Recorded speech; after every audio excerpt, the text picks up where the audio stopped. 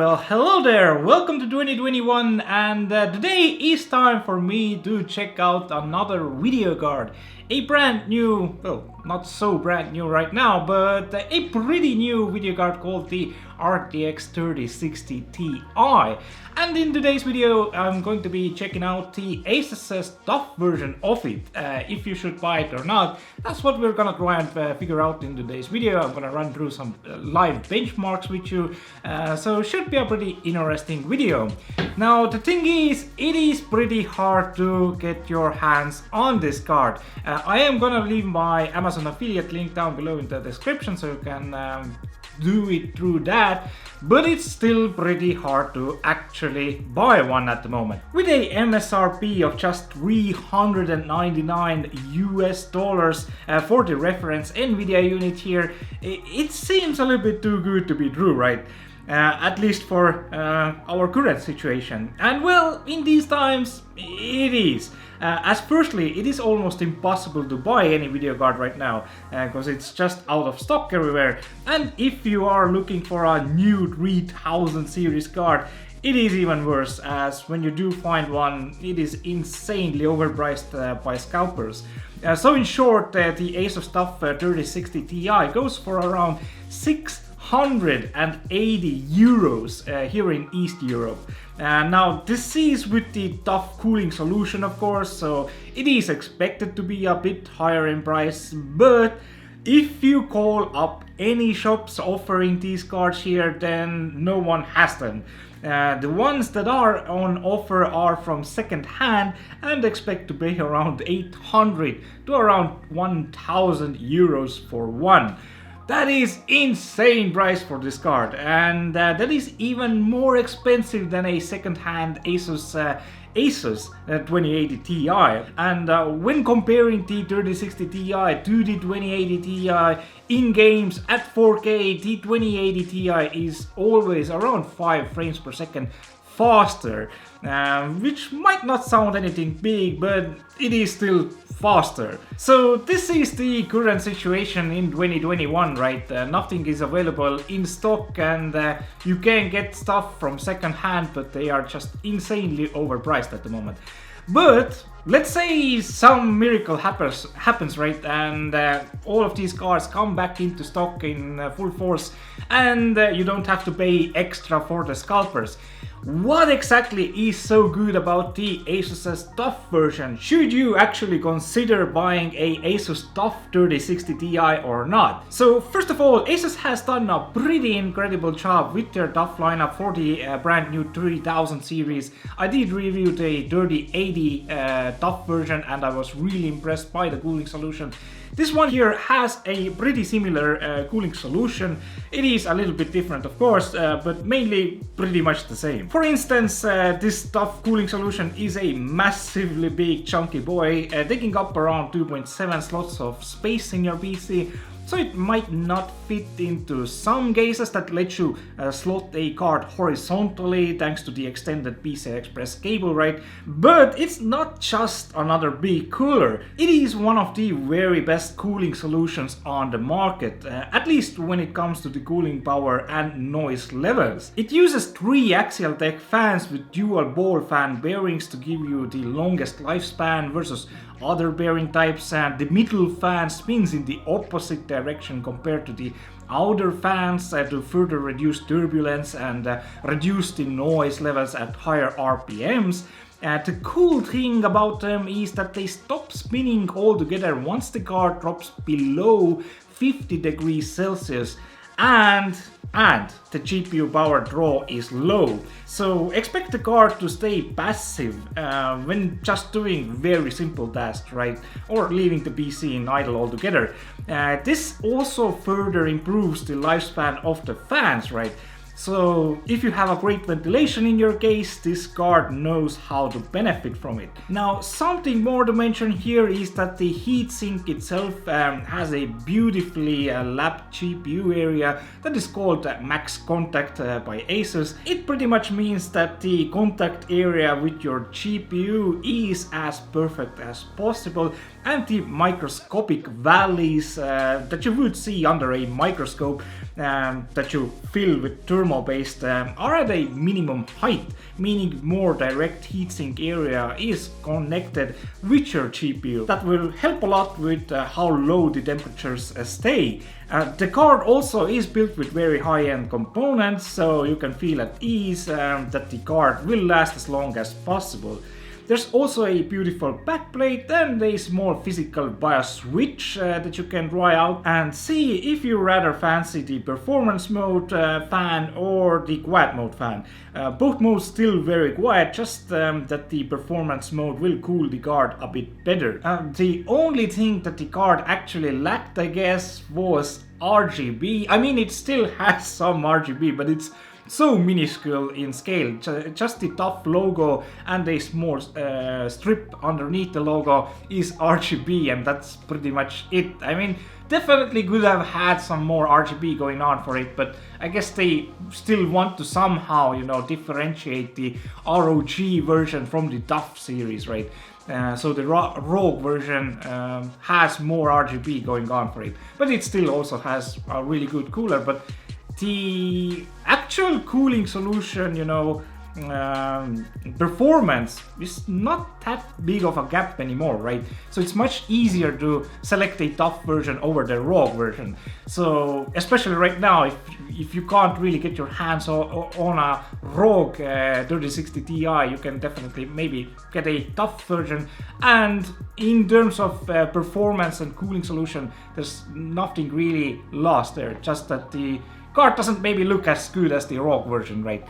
Now, I did run through some benchmarks, as I mentioned earlier in the review here, and we're gonna check them through right now.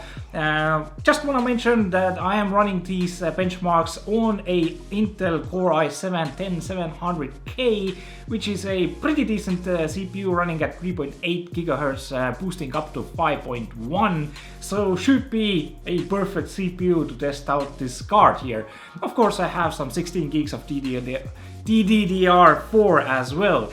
But anyway, yeah, let's jump into some benchmarks and see how the card actually performs, and is this card for you or not.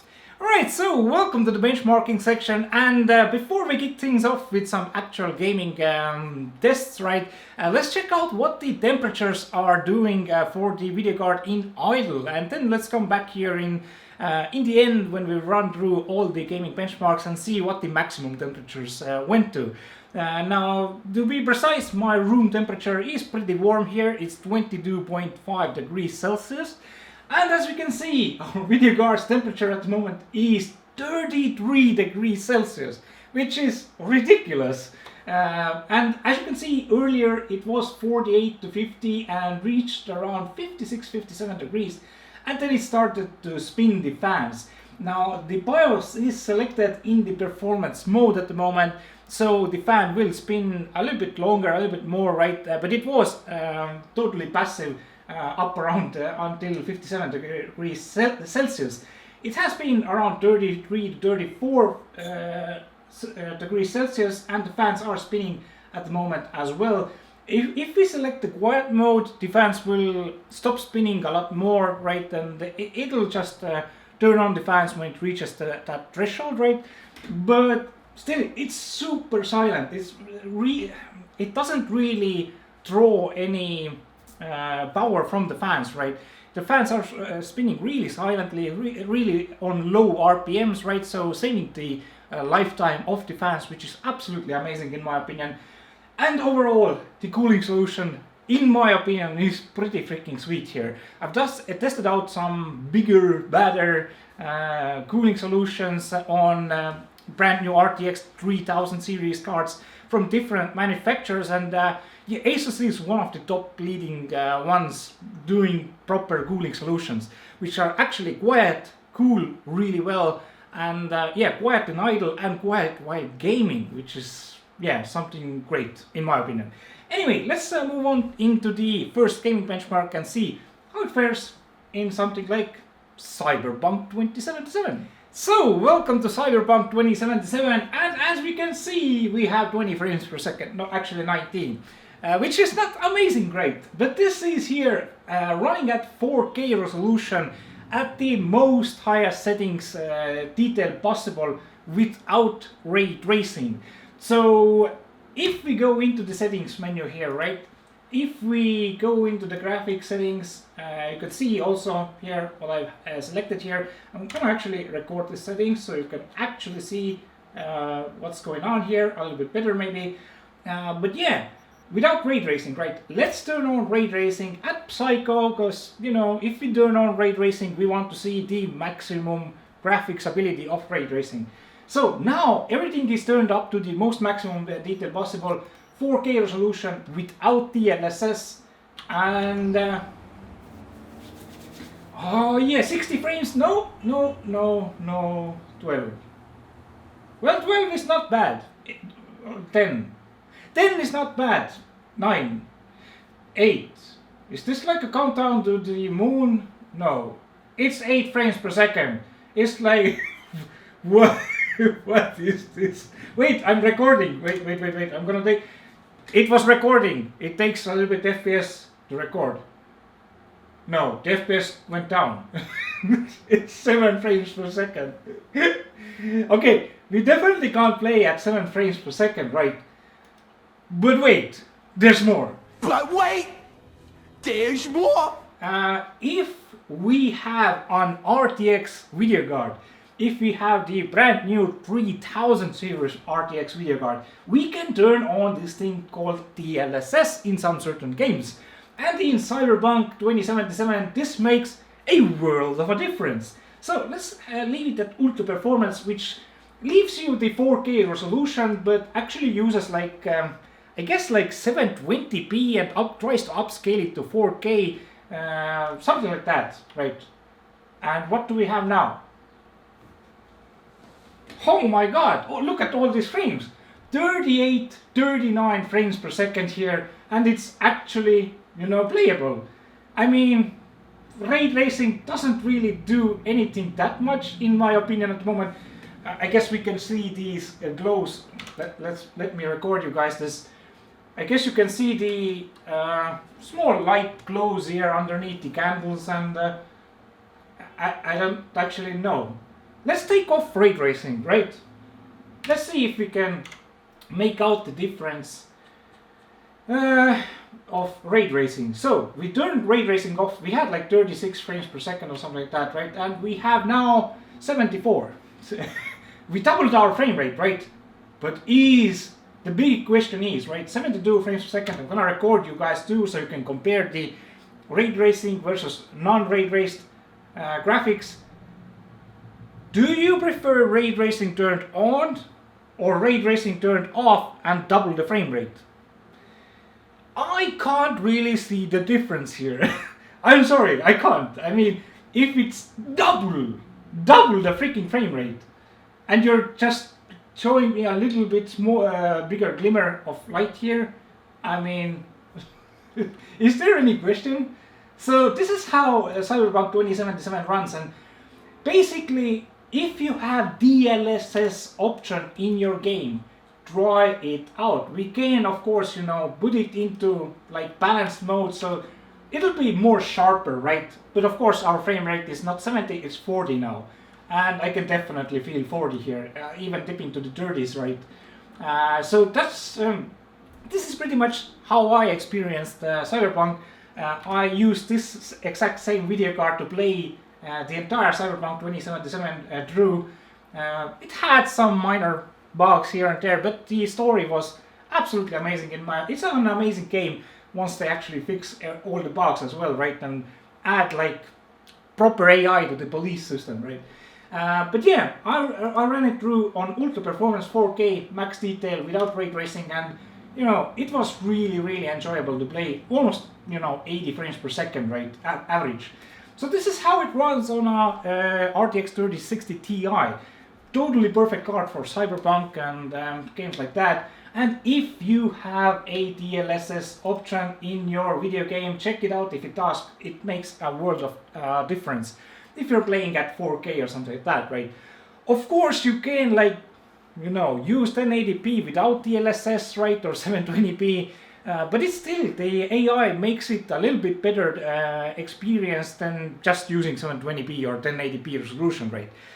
Also, I can use it in windowed mode, borderless mode, and alt tab through my out of my game without having to, you know, giving me a black screen, you know, and stuff like that, right?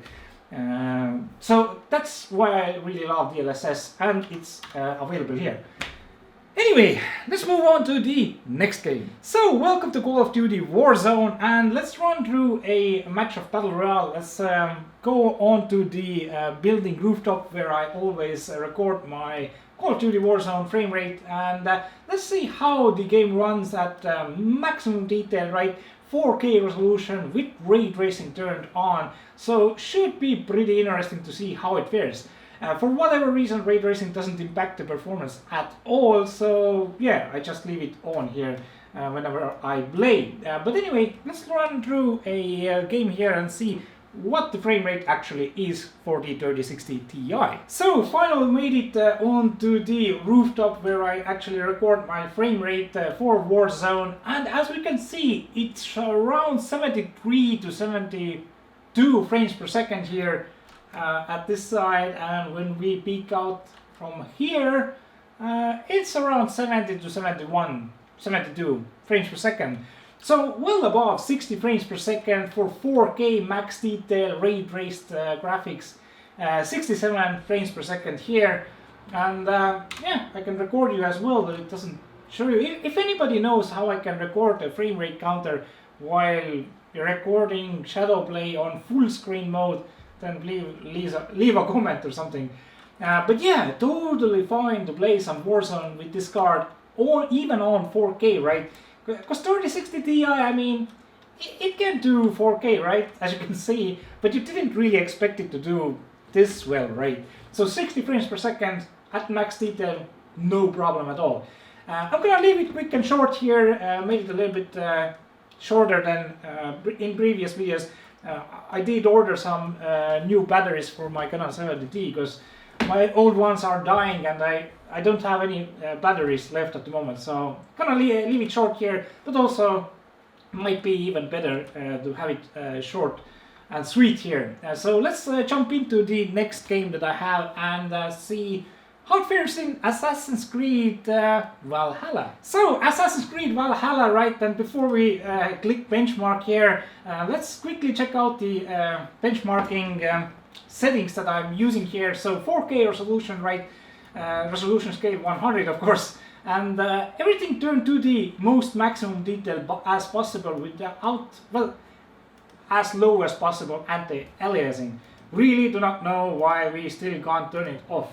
But these are the settings here, right? And as you can see, I'm using the 461.09 drivers today here for the 3060 Ti, and of course the i7-10700K CPU, which boosts up to around like 5.1 gigahertz when we are running through some games here. So anyway, let's hit benchmark and see how it goes.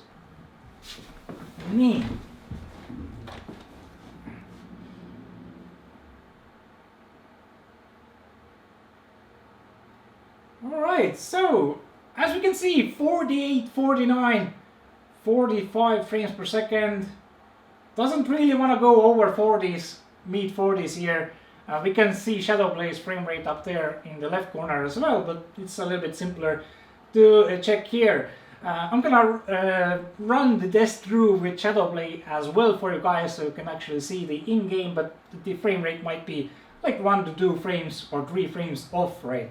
But at the moment, yeah, around like mid 40s to 50 frames per second, and this is on 4K resolution, everything cranked up to the highest settings possible, and I mean, yeah, totally playable, right? It's not the smoothest experience, right?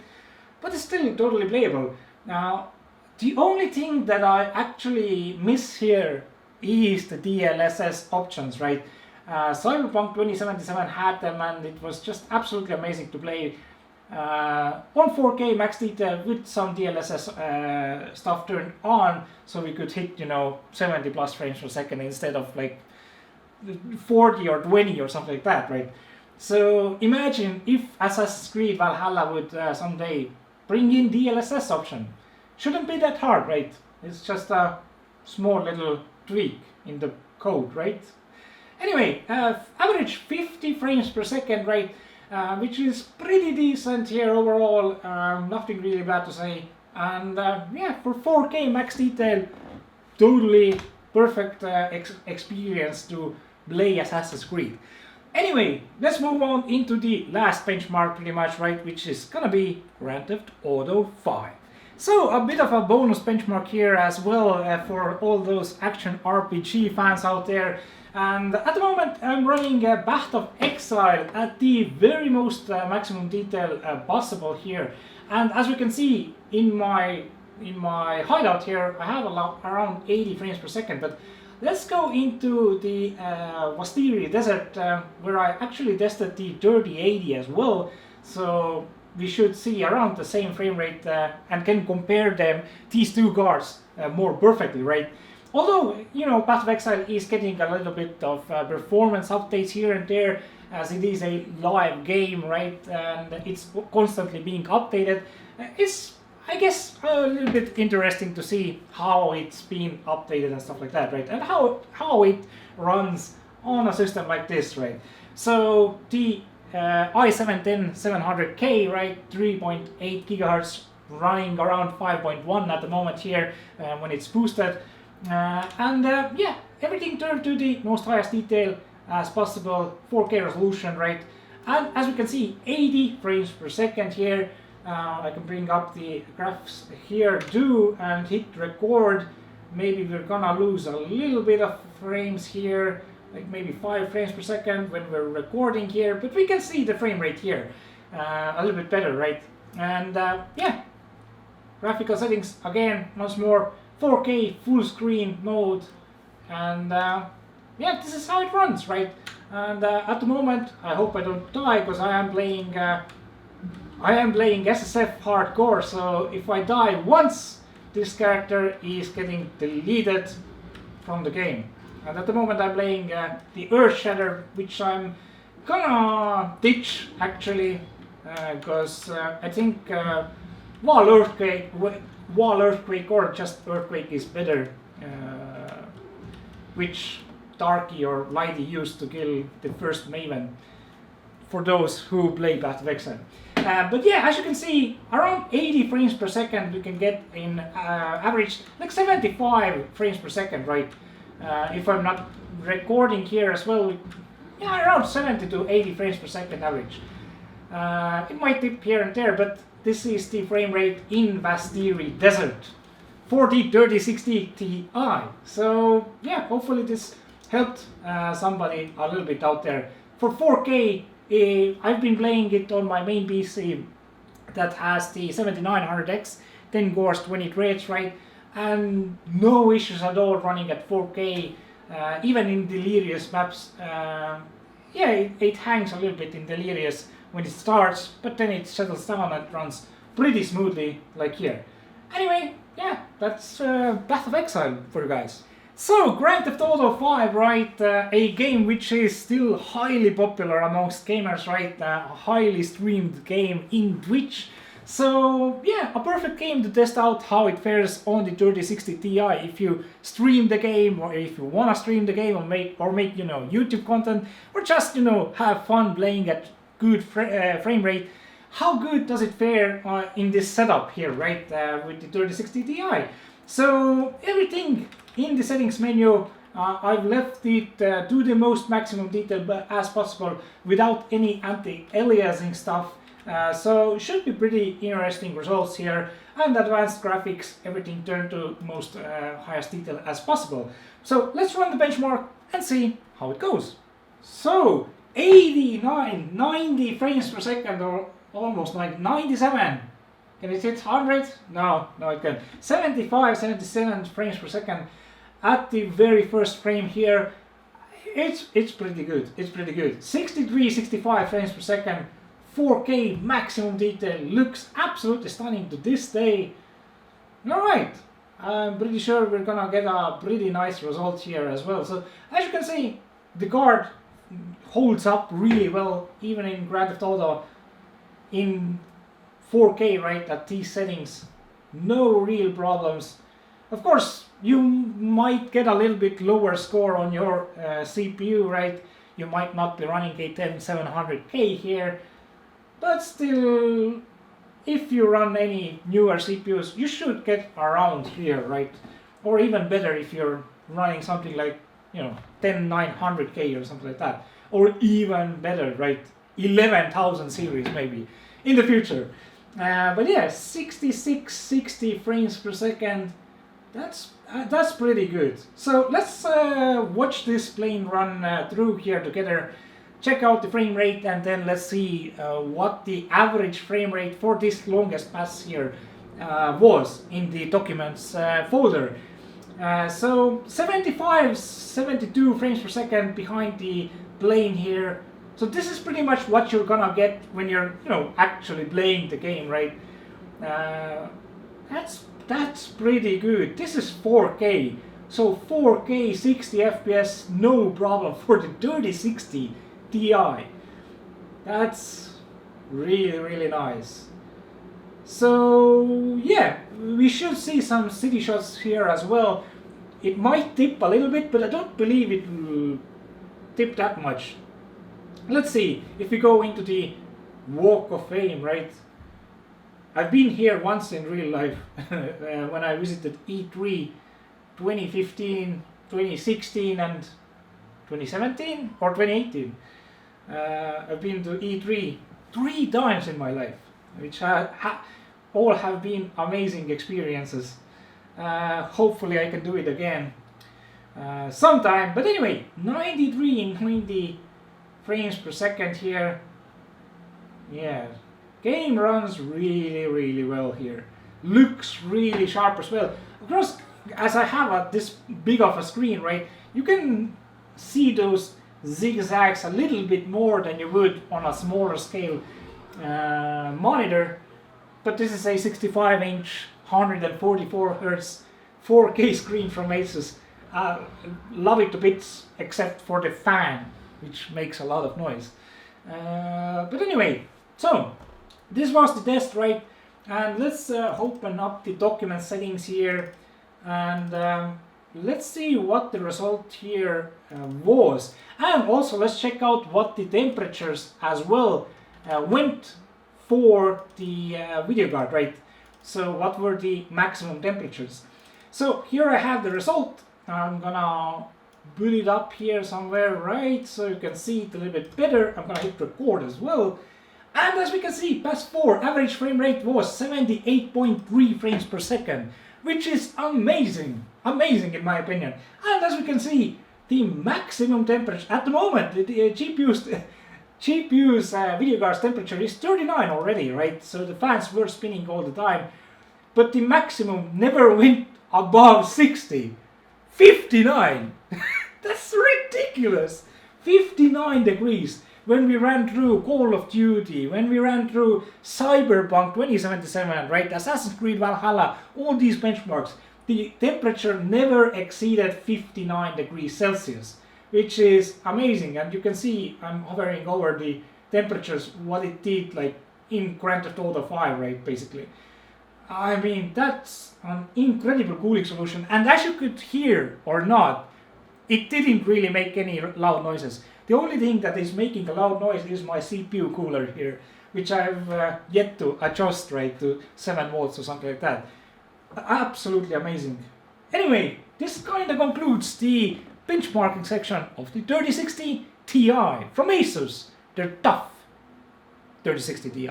So this is how the card performs in all different sorts of games, right? And I mean, overall, it's a really good card. Compared to the 2080 Ti, which I didn't do here, the video would have been like an hour long or something, and I actually don't have a 2080 Ti in hand anyway, but I did check out some other reviews, what other people were getting with a 2080 Ti when, exactly comparing to a 3060 Ti, and yeah, the 2080 Ti was around like 5 frames per second faster in 4K games, which yeah, is to be expected, but not a lot, right? But still a little bit faster. And coming back to the prices, and seeing that second-hand 2080 Ti's go a little bit cheaper even than the 3060 Ti, then yeah, you might, you know, just want to get a 2080 Ti at this point in 2021, right? But if the situation improves, definitely go for the 3060 Ti. And of course, the DLSS is further improved from the 2000 series cards, so you get more performance from that. And as you can see, you know, you can play Cyberpunk 2077 at maximum detail at 4K with DLSS turned on with no real issues, which is pretty freaking nice, and it works better. Of course, I don't have now the comparison how, you know, much better it was from a 2080 Ti versus the DLSS, but yet it's something to take into consideration when buying a card like this. Anyway, that's kinda gonna conclude my small little review. I hope I covered everything. Now my final verdict for the ASUS TUF 3060 Ti is going to be a proper 9 out of 10. It's a really well built card. Nothing really too bad to say here, other than, you know, stocks are, you know, very slim and it's really hard to get a card right now. So yeah, anyway, yeah, thanks for watching. If you liked the video, subscribe, and yeah, I'll be seeing you soon in another hardware review. Ciao for now.